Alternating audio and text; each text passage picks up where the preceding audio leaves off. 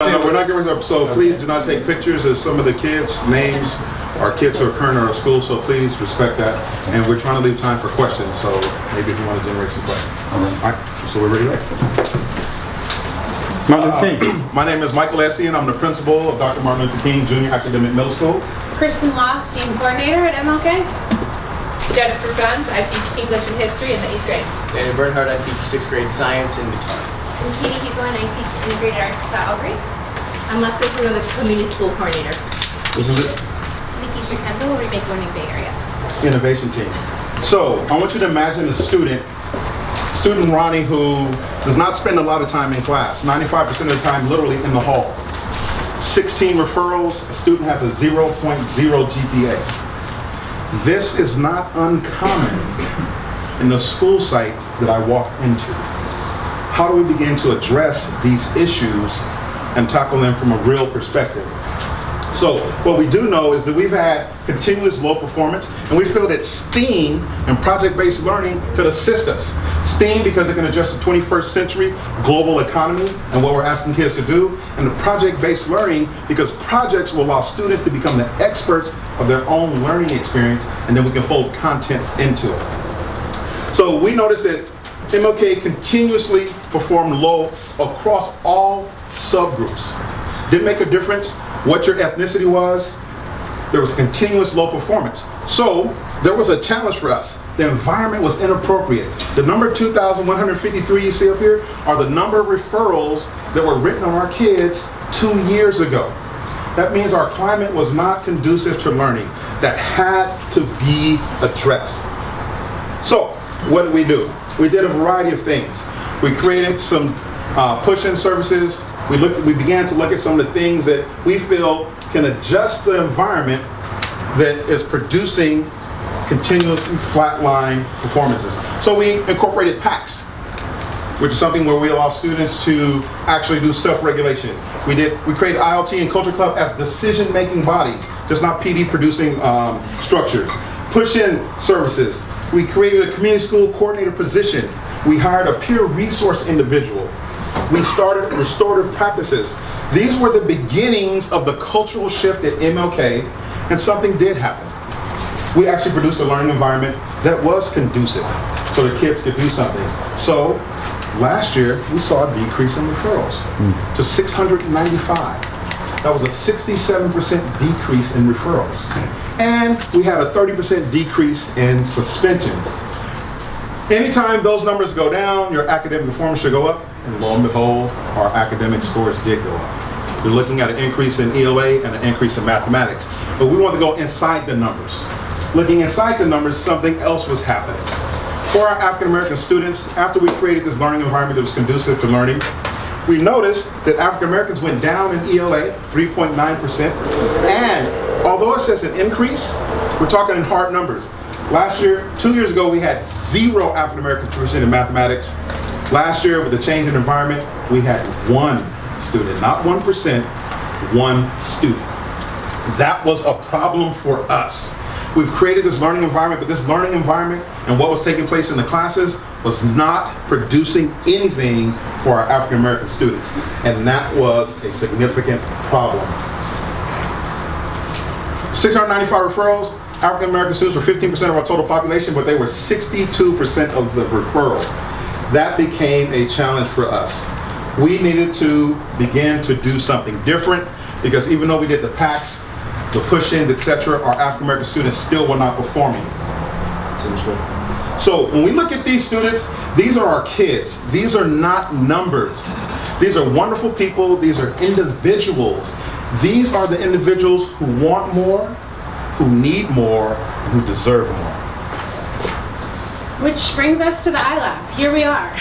And we had this great opportunity to really dig into our end user, our students. In our first session, our Discover session, we realized that that space to collaborate was vital, to really dig in.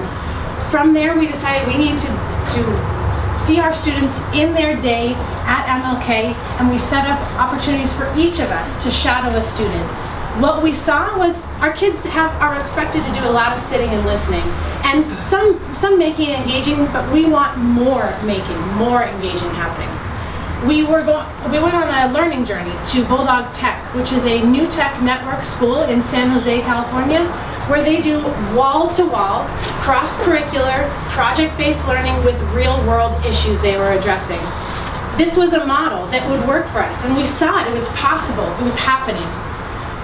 We took all that data from our shadowing and our learning journey, and we brought our students' families in so that we could hear from them. What did they want? Did project-based learning seem like a good idea? And they said overwhelmingly yes. We wanted this when we were students. We want this now for our students. So then we had this task to prototype. You know what? We realized we'd been prototyping all along. There were a lot of things that we could learn from the things we'd already done. Our earliest prototype started in 2012. Integrated Arts, Katie Hugo, amazing arts teacher that helps teachers and students learn content through art and learn art through content. Kids were engaged. Our second prototype, we realized, was STEMfest. UCSF came in with professionals. Do you all remember Ronnie from the beginning of the presentation? This is Ronnie on STEMfest Day. She came to class on STEMfest Day. She was out in the hall and she saw people building. We saw the possibility that building and creating could bring in our Ronnies. Look at that intensity. Look at that focus. That was hidden behind her numbers, literally and figuratively. But on STEMfest Day, she showed up and she dug in. Our third prototype, we realized, was STEAM Night, an event that we put on last year that was weeks of work for students and teachers, where we looked at water. That was our theme. We really spent time thinking about Flint, who was affected, the science behind it, and we gave our students this opportunity at an exhibition night, a showcase of their work to engage with an authentic audience. All these little tidbits that we were able to take along the way from each of these prototypes, we realized that project-based learning is a place where learning happens while kids are making. And what we hope, what we want for this prototype is our next iteration. This iteration we're presenting to you is called MLK Hack Week, and it's going to help us get to MLK 2.0. We're ready to move forward. SEN's hired a STEAM coordinator. That's me. We've got Nikisha here, who has chosen us as a pilot school for the Remake Learning Bay Area program. We're in. We got some structures in place. What we need, what we're asking for, is the opportunity to send our staff, our students, and our families on learning journeys to places like Bulldog Tech, but also to places like our classrooms as they exist. We want student shadowing to happen for all of our teachers. We need time to plan and make Hack Week a place where a engaging real-world problem is solved. Our teachers got to plan that. We want Hack Week to have a showcase, an exhibition night where kids can present their designs to an authentic audience of professionals and their families. And we want to make sure that we're learning all along, and so we need help coming up with a pre and post survey for all of our community members. This is our ask. We want to engage students with project-based learning and STEAM. We thank you. And the future of MLK thanks you. We have 1 minute, 25 seconds left for questions. If there are any questions from our panel.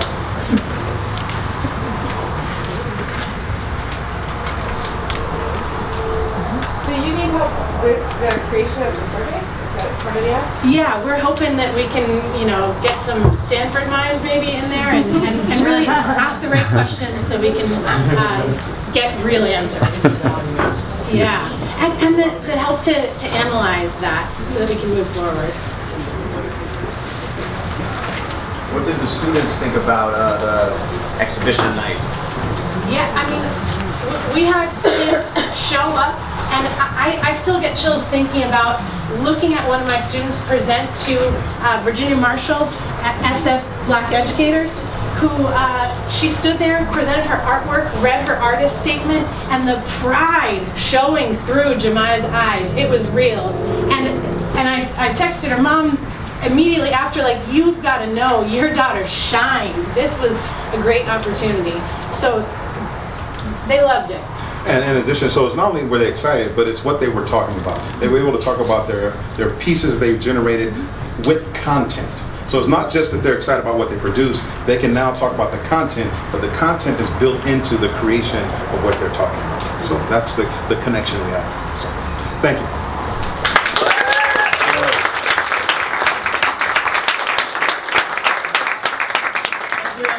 Bring up Harvey Milk.